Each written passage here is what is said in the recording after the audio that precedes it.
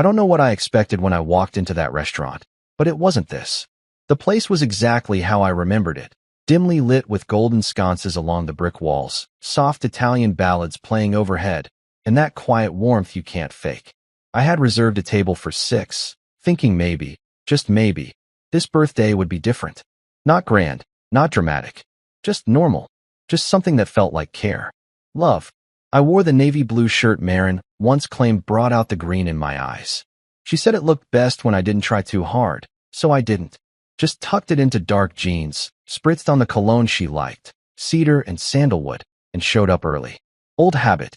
I liked getting to places before others did. I liked watching people walk in, loved that feeling of anticipation. It's like holding your breath before a surprise. Except tonight, there was no surprise. Just silence. The hostess smiled when I gave my name. Ah yes, table by the window, she said warmly, leading me to the one near the canal, where fairy lights blinked across the water. Let us know when your party arrives. I nodded.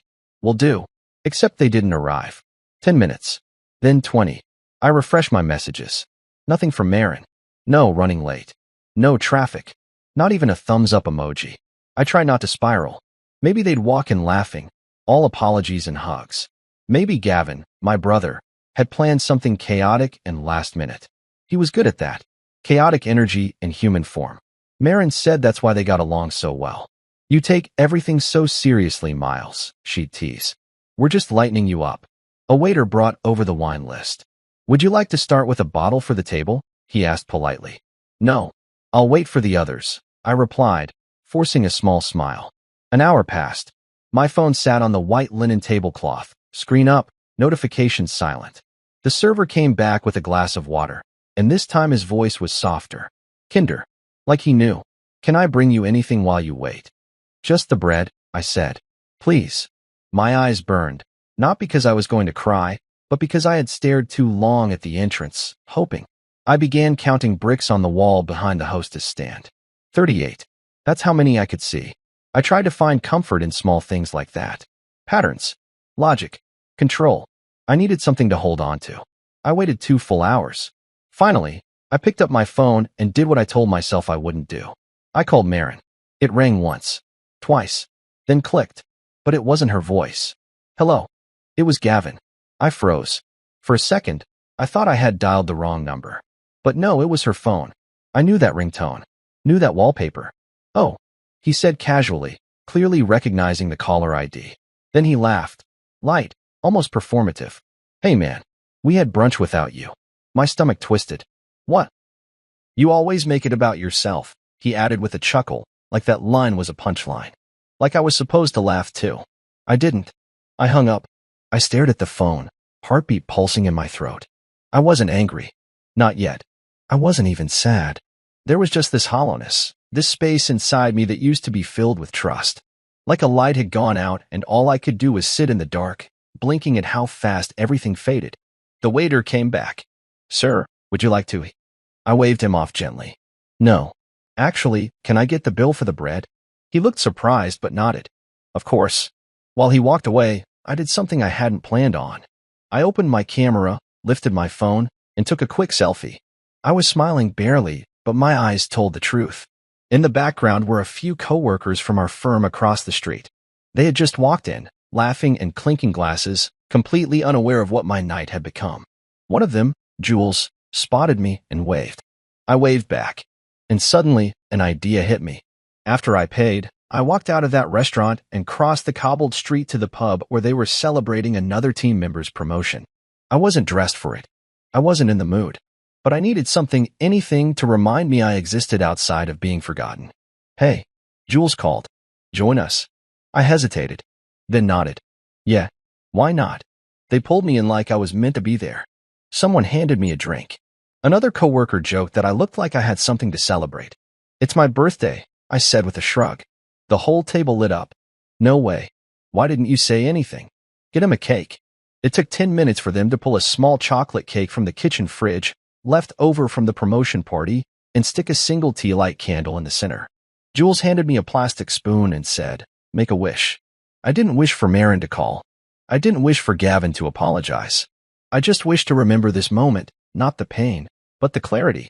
The truth that sat in my chest like a brick, solid and final. Then I took a photo. Me, cake, coworkers, string lights overhead, all smiling. The caption I typed was short and simple. Best birthday ever. I hit post. It wasn't revenge. It wasn't pettiness. It was a marker in time. A way to say, you forgot me. But I didn't forget myself. I didn't expect anything to come of it. But 10 minutes later, my phone rang again. This time, it was Marin. And that was the start of the real storm. The phone screen lit up. Marin calling. I stared at it for a moment, my fingers hovering over the screen. A part of me didn't want to answer. I wasn't ready for whatever tone she'd use, whatever explanation she might throw at me. But curiosity, that cruel little voice in your gut, won. I picked up. Before I could say a word, she was already screaming. Are you serious right now? What the hell was that post, Miles? Do you think that was funny? Her voice was sharp, frantic. Not concerned. Not apologetic. Just furious. Hello to you too, I said, calm as I could manage. Don't play games with me. You humiliated me. Do you know how that looked? Everyone's sending it to me. My aunt texted, my coworkers, even your boss, Miles. Do you even think about how this makes me look? I stared at the wall, jaw clenched. She said it. The one thing I had been trying not to admit to myself. It wasn't about me waiting alone. It wasn't about forgetting my birthday. It was about her image. I stayed quiet for a few seconds. So, no happy birthday? She scoffed like I was being childish. Oh, don't start with that. You made everything about yourself again. It was just brunch. We didn't mean anything by it. You know how busy things have been. Gavin just stopped by. I figured we'd see you later. But now? You make a scene online and what expect me to feel bad? I could feel my hand shaking, but I didn't let my voice match it. Marin, I sat alone at a table for 2 hours. I wore that stupid shirt you liked. I called you. And my brother picked up your phone to mock me. Mock you? Oh my God, it was a joke. You're so sensitive. You always turn everything into some dramatic sob story. There it was again. The script. The one where I'm the problem, where my feelings are too much, where her actions don't need context because mine are already labeled emotional, weak, irrational. Was it also a joke to not tell me you weren't coming? I asked. She went quiet. I pressed further, still steady. Did you even remember what today was? I did. Okay, she snapped. I was going to surprise you later with dinner. But now? Forget it. You just had to post that photo and act like we abandoned you. I almost laughed. Not because it was funny, but because it was so absurd. You did abandon me, Marin. That's not something I'm acting out. That's what actually happened. You're twisting this into something it's not. No, I'm finally calling it what it is. That shut her up for a beat. I could hear her breathing hard through the line, trying to reel it back, trying to decide which role to play next, angry wife, misunderstood spouse, guilt tripper. But none of it landed anymore. The spell was broken. I didn't yell. I didn't accuse. I just let the weight of her silence confirm what I had started to suspect for months. This wasn't love. It was performance. Control. I had become a piece in her social puzzle, good for appearances, expected to stay in place, stay silent, smile when needed. But the moment I moved differently, the moment I posted one photo, without the perfect story, I became a liability. I'm done, Marin, I said finally, voice low. Done with what? She asked, still defensive. With pretending. With playing dumb. With giving you the benefit of the doubt when it's never returned. Oh, give me a break, Miles. You think you're some martyr now because you sat alone at a restaurant? Grow up. I took a deep breath and looked out the window. The city lights reflected off the canal, casting long shadows across my apartment wall. I could still hear laughter downstairs from the pub. People who barely knew me still cared enough to celebrate my life. Meanwhile, the person I shared a home with made excuses for why forgetting me was my fault. I'm not angry, I told her. I'm just tired. Tired of bending myself in half to make everyone comfortable while I'm crumbling inside. She laughed bitterly. You always think you're the victim. No, I replied, finally feeling something steady settle into my bones. I used to think I was lucky. Lucky to have you. Lucky to have a family that cared, even if it was uneven. But now I see it clearly. It wasn't luck. It was me pouring into people who only looked at me when their glasses were empty. Miles, I'm hanging up now. You're really going to end this conversation like that? No, I said, gently. I'm just ending the version of me who would have stayed on the line. I hit end and let the silence sit in the room like a familiar stranger. I looked at the photo on my phone again. Me with Jules and the team. Laughing. Real. Simple. I didn't feel victorious. This wasn't some big power move. It didn't come with fireworks or applause. It just felt honest. Like I had pulled a splinter out of my skin I'd been pretending wasn't there. 10 minutes later, the group chat started buzzing, our extended family one. A red heart popped up beside Gavin's earlier message. He always makes everything about him. It was from Marin. I stared at it. Then I hearted my own photo. Just once. Quietly. Not for her.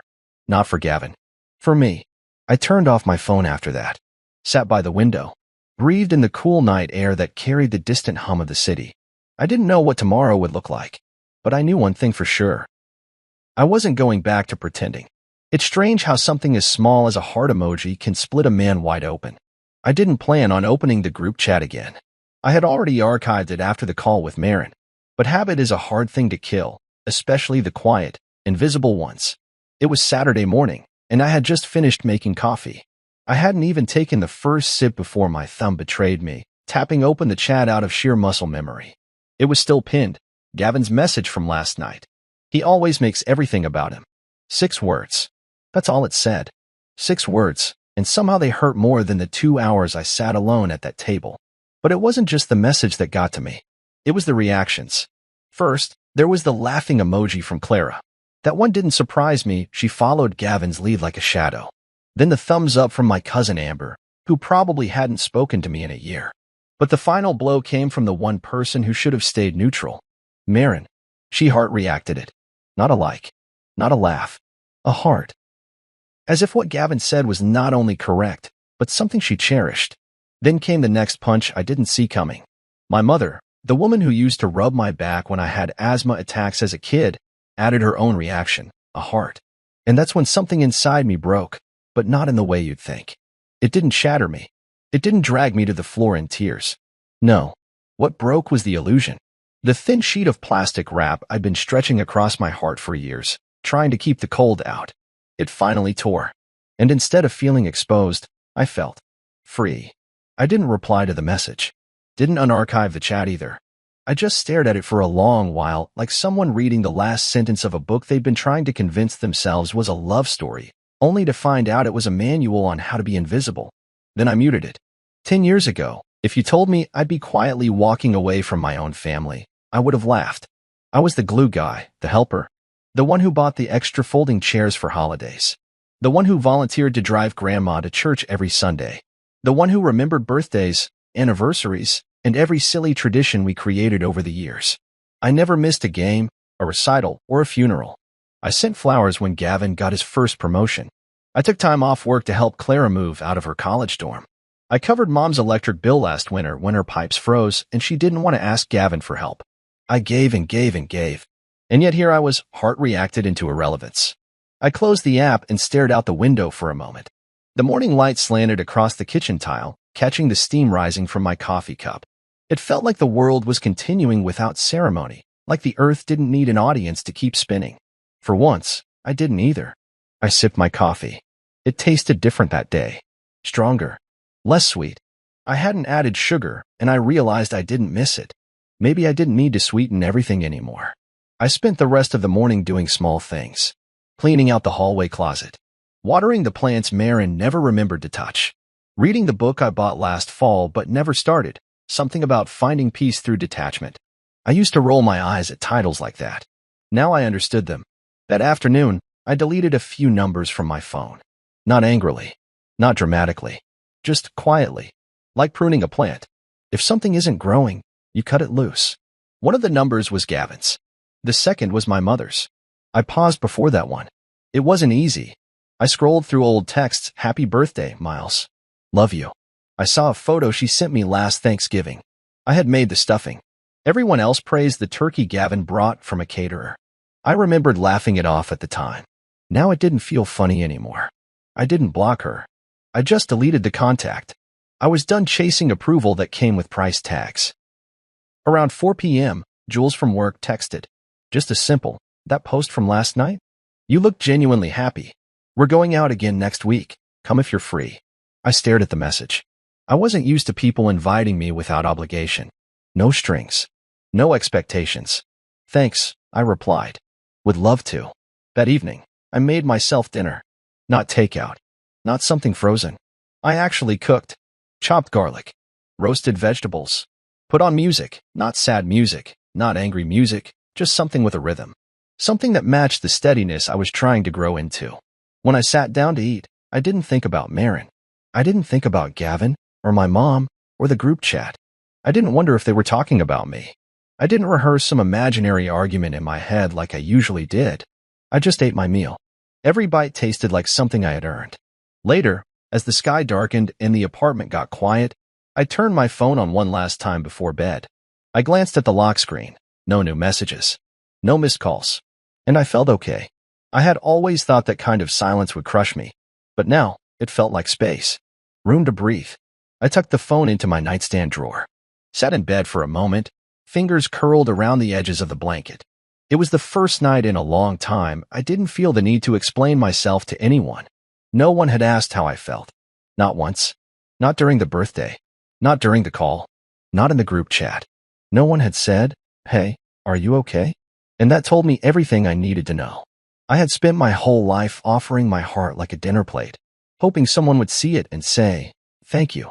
But most of them never did. They just took what they needed and left crumbs behind. So I stopped offering it. I curled under the blanket and turned off the lamp. And for the first time in years, I didn't need background noise to fall asleep. I didn't need their approval. And I didn't miss their hearts. Monday came without drama. No storm clouds. No tragic music. Just the usual hum of morning traffic outside my apartment window and the soft beep of the coffee maker finishing its cycle. It was strange how normal everything felt after what had been one of the most quietly painful weekends of my life. I didn't dread going to work that day. If anything, I welcomed it. Work had rules. Schedules. Deadlines. People said thank you when you helped them. People remembered your name not because they were obligated, but because you were part of something. I took the longer route to the office that morning, walked 2 blocks instead of 1. Not because I needed time to think, but because the air was crisp and I wanted to feel it. I needed to remind myself that I was still here, still breathing, that the world hadn't ended just because a few people I used to orbit around no longer acknowledged my existence. When I stepped into the lobby of our firm, Evergrove and Ledger, I gave the receptionist a small smile. She smiled back and slid a paper cup of tea across the counter. "It's your morning mint," she said. I blinked. "You remembered?" "Of course. You're the only one who asks for mint and honey on Mondays." That little gesture did something I wasn't expecting. It anchored me, made me feel seen. A small ripple in an otherwise still pond. Upstairs, I settled into my desk by the window. I didn't check social media. I didn't check the group chat. I just logged into the system and got to work, pulling reports, updating project sheets, answering client follow-ups. It was mundane, maybe even boring to some, but it was peaceful. Then, just after 10 a.m., Derek, my manager, walked over. Derek had this way about him. Relaxed, always in a fleece vest no matter the weather, always with a travel mug in hand like it was an extension of his arm. He didn't micromanage, but he noticed everything. He leaned against the side of my desk. "Heard your birthday turned into quite a celebration," he said with a small grin. I looked up, raising an eyebrow. "You saw the photo?" Jules showed me. He took a sip of his coffee. "You looked like you were finally having fun." I laughed lightly. "Yeah, it wasn't planned, but it turned out okay." He nodded, then tilted his head. "Miles, can I ask you something?" "Sure. You ever think about applying for that regional coordinator position?" I blinked. "Me? Yeah, you. Why not?" I shrugged, unsure how to answer. I had always been the guy behind the scenes, the one who made sure things didn't fall apart, the one who filled in the gaps without drawing attention to myself. I was the spreadsheet fixer, the client whisperer, the go-to when things got tricky, but never the one standing out front. "Honestly," I said, "I don't really see myself as that kind of leader." Derek gave me that thoughtful look he reserved for when someone said something particularly wrong. "That's funny, because half the team already sees you that way." I sat back in my chair, unsure how to respond. I had Al. Or maybe it never was, and I just accepted it because no one ever offered me something more. "Take a day or 2 to think about it," Derek said, standing straight. "The role's opening in a few weeks. I think you'd be good for it.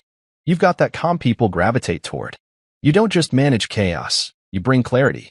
He walked away without needing an answer. I stared at my screen for a while after that. The idea rolled around in my mind like a marble in a bowl. It didn't feel impossible. It didn't feel like a stretch. It felt right. For the first time in a long time, someone was offering me something not because I was the backup, not because they pitied me or wanted something in return, but because they believed in me. That small truth sat with me for the rest of the day. Around lunchtime, Jules passed by and dropped a sticky note on my desk. It had a doodle of a slice of cake and the words, "Still thinking about your birthday photo. You looked happy. That's rare. Keep chasing that version of you." I didn't know how to respond to that, but I smiled. A real one. After work, I didn't rush home. I took my time. Walked again. This time through the park. I watched a kid learning how to skateboard while his dad cheered him on from the bench.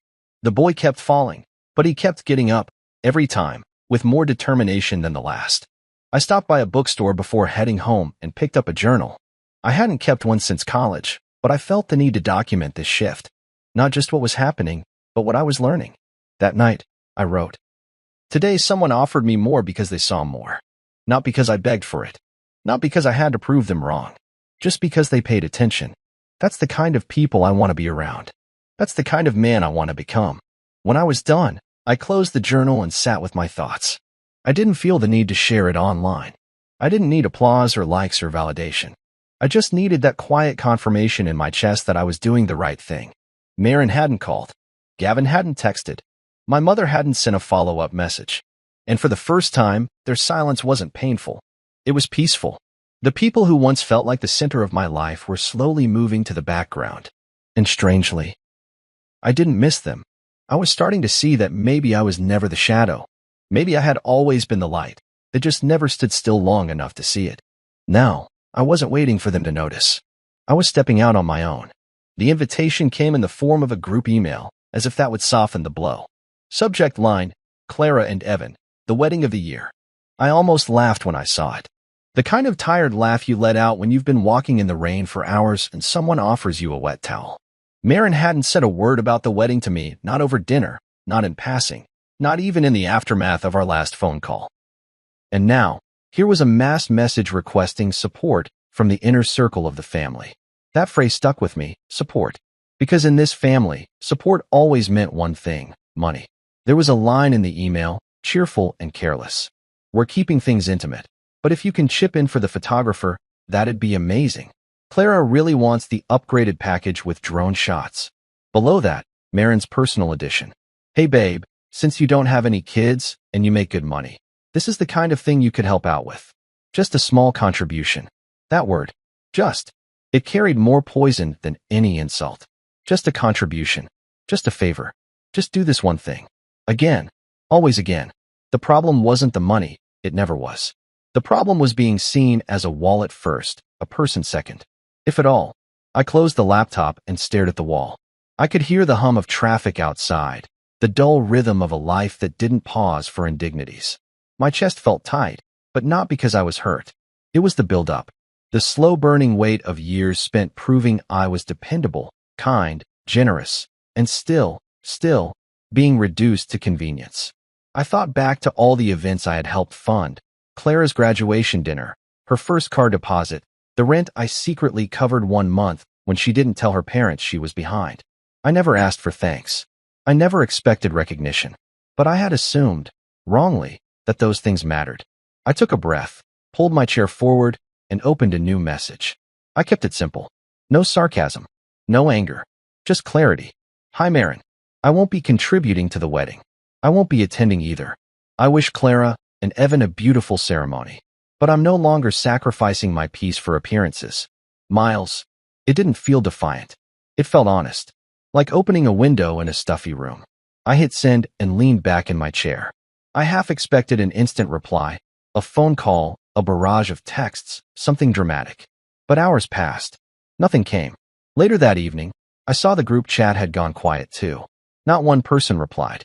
Not a question, not a protest. Just silence. And that told me more than any angry message could have. I spent the next few days doing what I'd never allowed myself to do before. Nothing. I stopped anticipating. I stopped preparing for the next thing they'd ask of me. I started treating my time like it belonged to me, not like it was something I owed. Marin sent a follow-up message the next afternoon, this time privately. Can't believe you're being petty about this. It's Clara. You know how much this means to her. You're going to let your pride ruin everything. I didn't reply, because it wasn't pride. It was self-respect. And that's something I was just beginning to recognize in myself. That weekend, I cleaned the apartment from top to bottom. I'm not sure why. Maybe it was a way to mark the shift. I opened the closet and gathered the wedding gifts we never gave. Clara's engagement present, still in its wrapping. A pair of crystal wine glasses. I placed them in a donation box. I paused over one drawer, my drawer. The one with old notes, birthday cards, photos. I pulled out a photo of me and Marin from our 3rd anniversary. We were laughing, probably at some joke I don't even remember. My arm was around her, and she was looking up at me like I meant the world. I stared at it, searching for something in my own eyes. I didn't see joy. I didn't see pride. I saw someone desperate to be enough. I placed the photo face down. Sunday came. I didn't hear from anyone. Monday came. Same silence. By Tuesday, the whispers began. Clara messaged me directly. Hey, heard from Marin that you're not coming. I hope you know I really wanted you there. Not for money. For family. But it was too late for that. I had heard, not for money, one too many times. I replied with honesty. Then you should have messaged me before the request came with a price tag. She left it on read. Marin tried again midweek. This time, she softened her tone. I know things are rough right now, but we shouldn't let it ruin big milestones. Clara's wedding is about unity. Family. You're making things harder than they need to be. That's when I realized something else. The way she phrased it, it was always me who was making things difficult. Not the abandonment on my birthday. Not the group chat heart emoji. Not the cold dismissal of every effort I had made for years. It was always framed as my fault. I didn't answer. I didn't have to. My silence was no longer an invitation to press. It was a boundary. That Friday, Jules from work asked if I wanted to grab dinner. I agreed. We sat outside on a patio with string lights and jazz music in the background. It reminded me of the restaurant I'd been stood up at. But this time, the seat across from me wasn't empty. I can't believe you're skipping a family wedding, she said, sipping her drink, not judging, just curious. It's not family when you have to earn your seat by paying for it, I replied. I'm tired of auditioning. She nodded. Good for you. Those 3 words stuck with me. Good for you. Not why. Not are you sure? Just affirmation. Later that night, I walked home alone. Not sad. Not lonely. Just clear. I passed by a store window with a mannequin in a tuxedo, wedding ready, surrounded by white flowers and champagne flutes. It could have been mocking, but it didn't feel that way. It felt distant. Like a life I used to want, but no longer needed. I paused, staring at the reflection in the glass. For the first time, I didn't see the man who was left out. I saw the man who chose to step away. And I was proud of him. The guilt didn't come all at once. It arrived in waves. Soft. Calculated. Wrapped in innocence. First came the photo. A text from Marin. No message, just an image. My niece, Clara's daughter, maybe 5 years old, holding a crayon-colored sign. Miss you, Uncle Miles. Her smile was bright. Unaware. Just a little girl doing what the adults around her asked. It hit me, but not the way Marin probably hoped. I didn't feel regret. I didn't feel guilt. I felt sadness for the way my family used even the purest moments as leverage. They hadn't reached out to check on me. They hadn't apologized for forgetting my birthday. But they had no problem staging a child for a photo to tug at my heartstrings. I didn't reply. Then came the call from my mother. It was early evening. I just returned from a mentoring session at the youth center. We'd helped 3 high school seniors fill out job applications and work on their confidence in interviews. It felt good, fulfilling. Real. My phone rang just as I was heating up leftovers. I saw her name and hesitated, then answered. Hi, Mom. There was a pause, the kind that feels deliberate. Then came the sigh. Miles, she said in that soft, slow voice that only mothers use when they want to sound more disappointed than angry. What happened to the boy who always said family comes first? I stayed silent. Not out of defiance, but because I already knew how this would go. I saw Clara's post, she continued. She's heartbroken. Marin says you've shut everyone out. This isn't like you. My grip on the phone tightened slightly. I walked over to the table and sat down. Do you know what isn't like me? I said gently. Being completely forgotten on my birthday. Sitting at a table for 2 hours while my own wife and brother ate brunch without me. Having my feelings mocked in a group chat. That's what's not like me. You're twisting things. No, Mom. I'm finally calling them what they are. Another pause. I just don't want this family to fall apart, she said, voice cracking slightly. We've already lost so much. Can't you just be the bigger person? There it was. The go-to phrase. Be the bigger person. As if my only role was to absorb every cut with grace. To bleed quietly so no one else had to feel discomfort. To put peace above truth. I've been the bigger person my whole life, I said, keeping my voice calm. And all it ever got me was being taken for granted. She didn't answer right away. Miles, they're your family. Family isn't supposed to make you feel small, I replied. It's not supposed to weaponize guilt when you finally draw a boundary. Her voice dropped. You're not a victim. I never said I was, I said firmly. But I'm also not a doormat. Not anymore. She sighed again, longer this time. The disappointed kind. You know your father's not happy with all this. I almost laughed. Was he ever? She gasped a little, like I'd said something unforgivable. But I didn't walk it back. I wasn't in the business of covering wounds with polite conversation anymore. I have to go, I said. I'm tired. She didn't say goodbye. Just a long, hurt silence before the line went dead. I put the phone down and sat still. The quiet in my apartment didn't feel heavy this time. It felt earned. They hadn't reached out when I was hurting. But now that I had said no, now that I had reclaimed a piece of myself, suddenly I was the problem. It was always the same pattern. If I stayed quiet, I was loved. If I asked for better, I was selfish. I was done playing that role.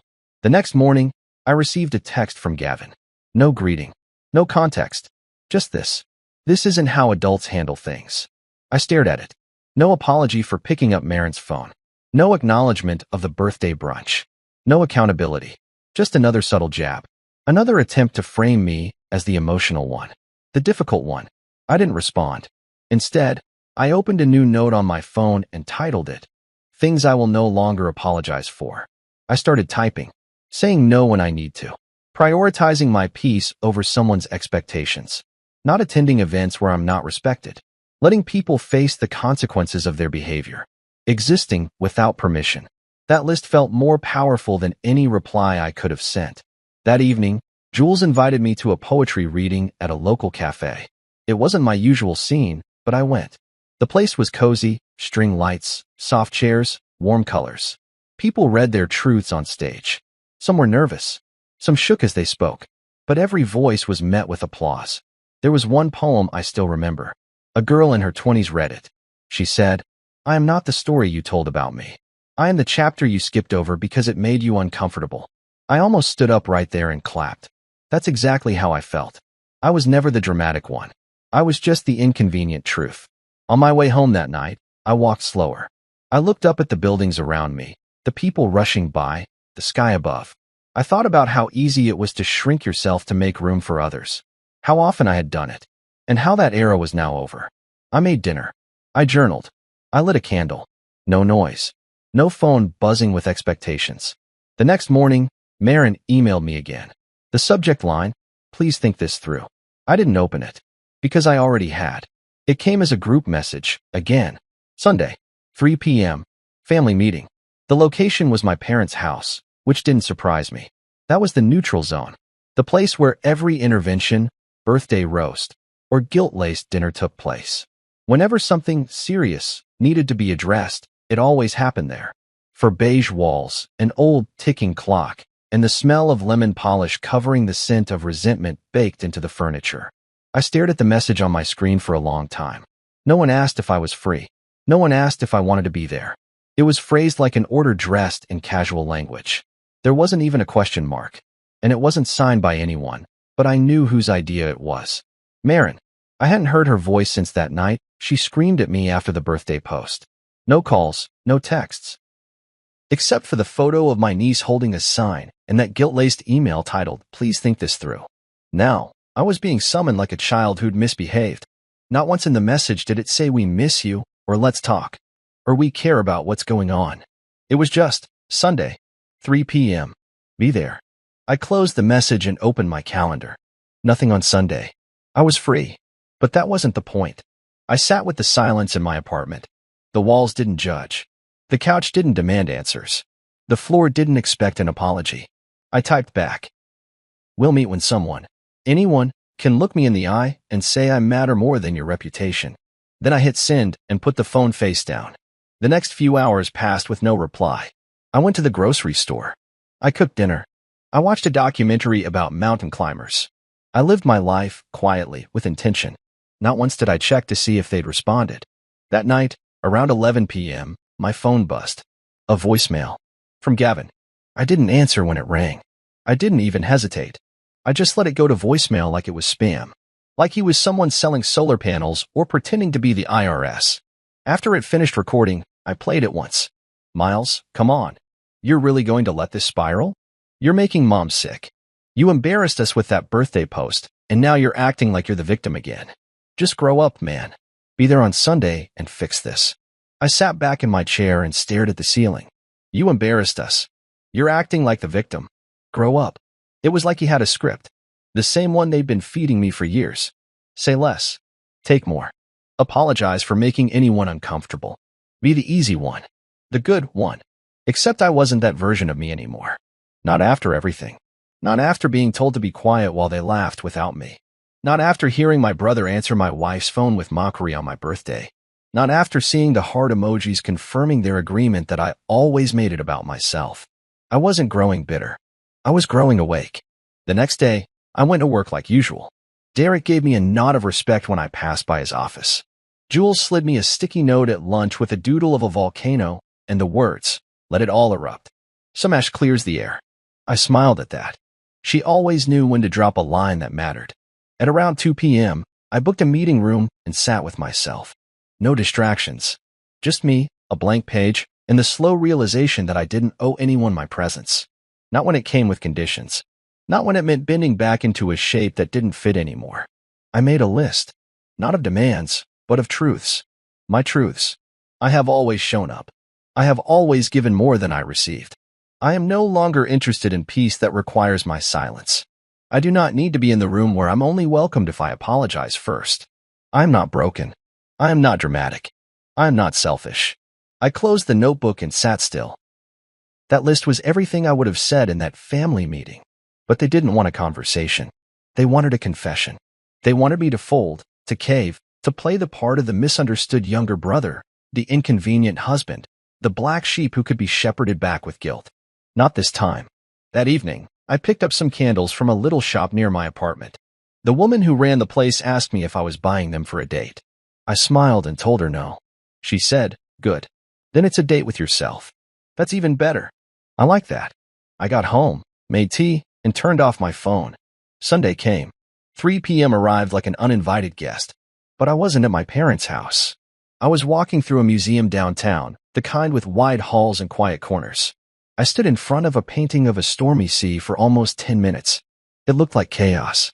But the brush strokes had purpose. Intention. Even the rage had rhythm. I imagined that's what I must look like now to them. Unpredictable. Uncooperative. Distant. But I wasn't lost. I was becoming. Later that night, I turned my phone back on. Predictably, there were messages. "Marin, I can't believe you didn't show. You're so selfish." Gavin, "Wow. So this is who you are now?" My mom, "Call me. Please." I read them once, then archived the thread. I wasn't angry. I wasn't bitter. I was finally free. Because nothing is lonelier than sitting in a room full of people who love the version of you that stays quiet. And nothing is more powerful than choosing to leave that room on your own terms. I lit one of the candles. It smelled like pine and amber and fresh beginnings. I sat in my chair, looked out the window, and whispered to the version of me that used to beg for approval. You didn't fail them. They failed to see you. And that is not your fault. The rain started around noon. Not a dramatic storm, not thunder. It was Clara's wedding day. I didn't mark it on my calendar. I didn't circle the date, but I knew it was today. The group chat had been buzzing all week, though I hadn't opened it since I muted it. Still, even silence had a way of pressing against your mind when something big was happening in the background.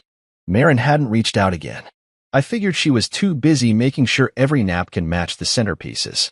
Gavin was probably emceeing, stealing the spotlight with his forced charisma and toothy grin. My mother would be there in a lavender dress, clutching pearls and making quiet comments about what family used to be. And me? I was here, in my apartment, alone, and yet not lonely. I brewed my coffee slowly that morning. Took time grinding the beans, watching the steam rise, pouring it into my favorite mug, one that didn't match any set. It had a chip on the handle and a faded quote across the side, "Do small things with great love." I sat by the window, watching the raindrops thread their way down the glass like quiet dancers. The city looked softer this way, as if even it needed a break from being so hard all the time. I didn't check my phone.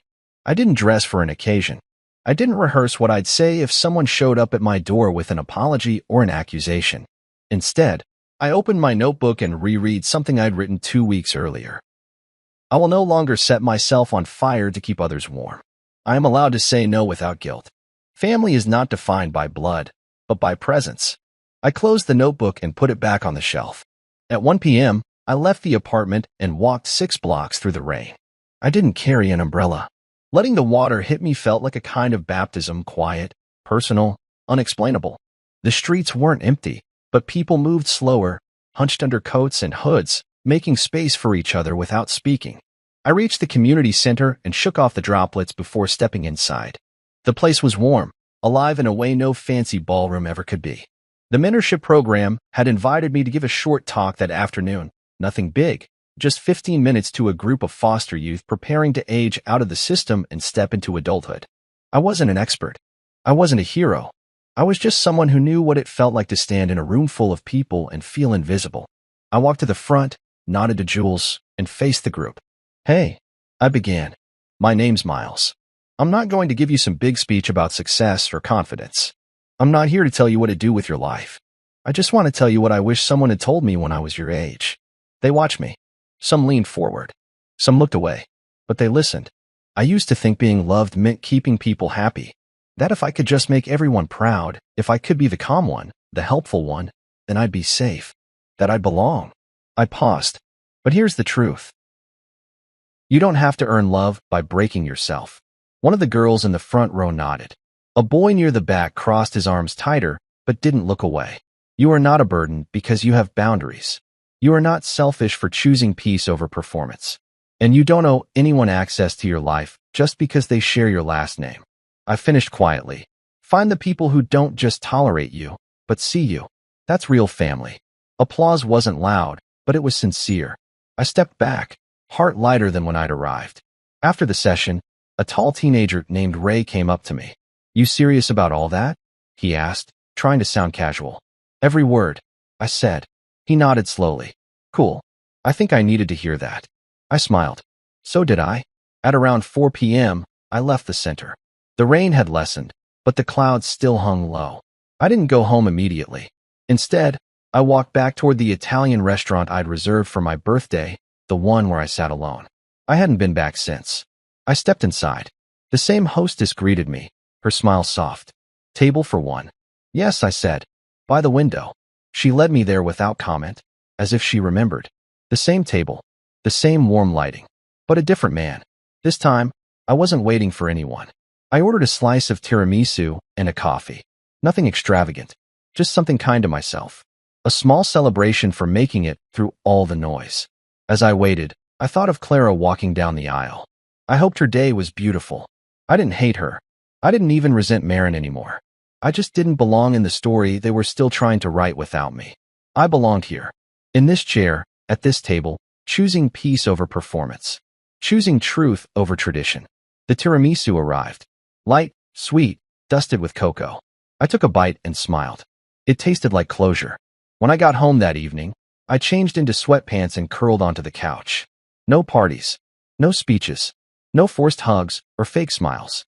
Just a quiet room, a full stomach, and the sense that, for once, I hadn't abandoned myself to please anyone else. My phone buzzed later that night. A photo in the group chat, Clara and Evan, smiling under a canopy of lights. Dozens of comments followed. Marin's 3-paragraph caption, "Gavin's jokes, my mother's hearts." I didn't open it. I didn't need to. I wasn't bitter. I wasn't angry. I was just done. I looked around my apartment, soft light from the lamp, the scent of the rain still clinging to the open window. I had no performance left in me, and I realized something. I didn't miss them. I missed the version of myself who believed I needed them to be whole. That version was gone now, and I was still here. 2 days passed before I got the email. It arrived mid-morning, just as I was finishing up a budget report at work. I almost didn't check it. My inbox had been a flood of routine messages. Project updates, weekly memos, subscription offers I meant to unsubscribe from but never did. Then, tucked between a coupon from a sandwich shop and a notification from my cloud drive, there it was. Subject line, your absence was noted. It was from my father. Not, hi Miles. Not, hope you're well. Just those 4 cold words staring back at me like they belonged on a citation slip. I sat there for a moment, not moving, not clicking, just letting the weight of that subject settle over me like fog. I already knew what the rest would say. I could have written it myself in his tone, but I opened it anyway. Miles, your absence at Clara's wedding was noted. You embarrassed your mother. I won't sugarcoat this. People talked. You put yourself above the family. We raised you better than that. If you want this family again, fix what you broke. Dad, that was it. No punctuation beyond the bare minimum. No warmth. No acknowledgement of the actual reason I hadn't shown up. No mention of my birthday. Or Gavin picking up Marin's phone. Or the post. Or the screaming. Or the manipulation that followed. Just a formal reprimand typed out like I was one of his old subordinates from the corporate world he retired from, not his son. I sat back in my chair, the cursor blinking in a blank reply window. Fix what I broke. It almost made me laugh. What exactly had I broken? The illusion? The performance? The idea that I would always be there, no matter how I was treated? That wasn't family. That was a hostage situation. I didn't reply. Not immediately. Not angrily. I just closed the email, logged out of my inbox, and went for a walk. I needed air. Space. Distance. The streets outside were buzzing with the usual weekday chaos, buses sighing at stops, phones ringing, people power walking past cafes with to-go cups clutched like weapons. But I barely noticed any of it. I was stuck on those words, if you want this family again. Like they were some exclusive club I'd been kicked out of for failing the dress code. I ended up at the community center again. It wasn't planned, but it felt right. Familiar. I peeked in through the glass and saw Jules at the front desk, sorting flyers for next week's job fair. She glanced up and smiled. You're not on the schedule today. I know, I said. Just needed to be around people who don't make me feel like I'm on trial. She walked over and leaned against the counter. Rough morning. Something like that. I pulled out my phone and showed her the email. She read it slowly, her expression never changing. When she reached the end, she looked at me and said, Want me to tell you what I see? I nodded. You got a note from a man so obsessed with appearances that he didn't even pretend to care why you weren't there. Just that you made him look bad. I exhaled. That's what I thought. She tapped the counter. You're not crazy, Miles. You're just finally refusing to audition for a role you never wanted. I nodded and said, half joking, I should forward it to you. Keep it on file as a case study. She smiled. Actually, do it. It might help one of the kids see what manipulation really looks like when it's dressed up as concern. So I did. I forwarded it to Jules and added a single sentence. More proof. Family isn't who shares your name, it's who shows up. Then I tucked the phone away, helped her stack some chairs, and sat in on a career prep session. A teenager named Theo asked me how to explain a gap in his resume, and I told him the truth. You're not defined by your gaps. You're defined by how you show up next. By the time I got home that evening, my inbox had 2 more messages. One from my mother. Call me, please. We need to talk about your father. And one from Marin. Let's talk. After Clara's honeymoon. When things settle. There's a lot we should say. That line stuck with me. After Clara's honeymoon. As if my worth had to be scheduled around convenience. As if my pain had to wait its turn. Again. I opened her message, read it once, and hovered over the reply button. Then I hit delete. I wasn't angry. I wasn't even surprised. I just felt clear.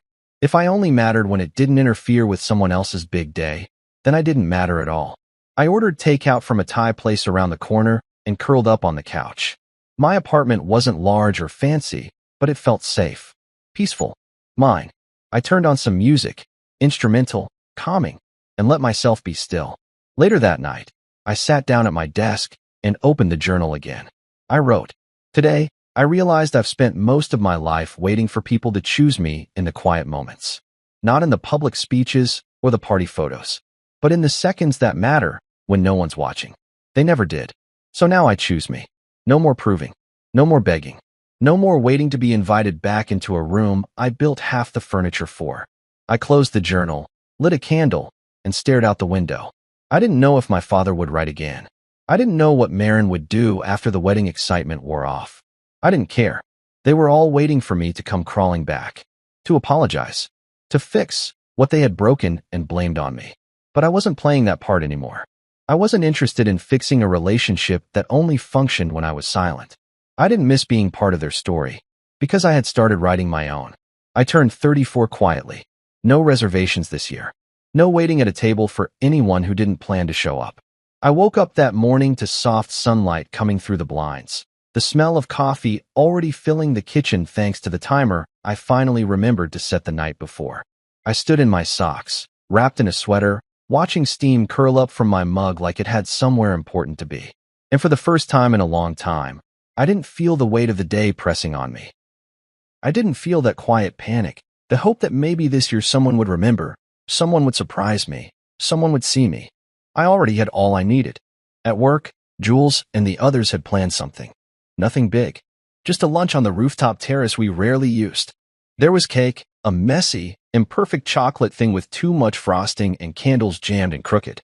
I laughed when I saw it, because it was exactly the opposite of the cakes Marin used to order, pristine, symmetrical, stylish. This one was chaotic and homemade and beautiful in its own way. Everyone sang, off-key and loud. Someone brought a speaker and played a playlist they called Miles Vibes, which was mostly soft rock, movie scores, and one Taylor Swift song someone slipped in as a joke. I didn't post about it. I didn't need to. At the end of lunch, they gave me a card. Just one. But it was thick with signatures, notes scribbled around the edges and between names. Some were short, "Happy birthday, boss." Others were more personal. "Thanks for seeing me. You make work feel safe. I've never met someone so calm during chaos. Thank you for being our anchor." I held the card a long time before sliding it into my bag. Not because I was being sentimental, but because this was the kind of love I had forgotten existed, quiet, consistent, honest.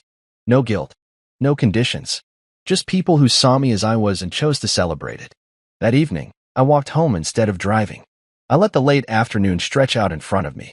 The city was golden, the sky lit like it had been brushed with honey. I passed people laughing outside restaurants, kids with ice cream, an older couple dancing to a street musician playing Sinatra. Everything felt soft, not loud, not dramatic, just real. When I got home, there was a box at my door. No return address. Just my name, written in handwriting I hadn't seen in months. I brought it inside slowly, placed it on the counter, and stared at it for a few minutes before opening it. Inside was a candle, hand-poured, with a wooden wick and a card. Taped to the lid of the candle was a small note that read, "Thought you'd like this. It smells like winter mornings." I opened the card. On the front was a photo of us from our wedding. Black and white. Elegant. I remembered the moment. It was after the ceremony, during the photo shoot.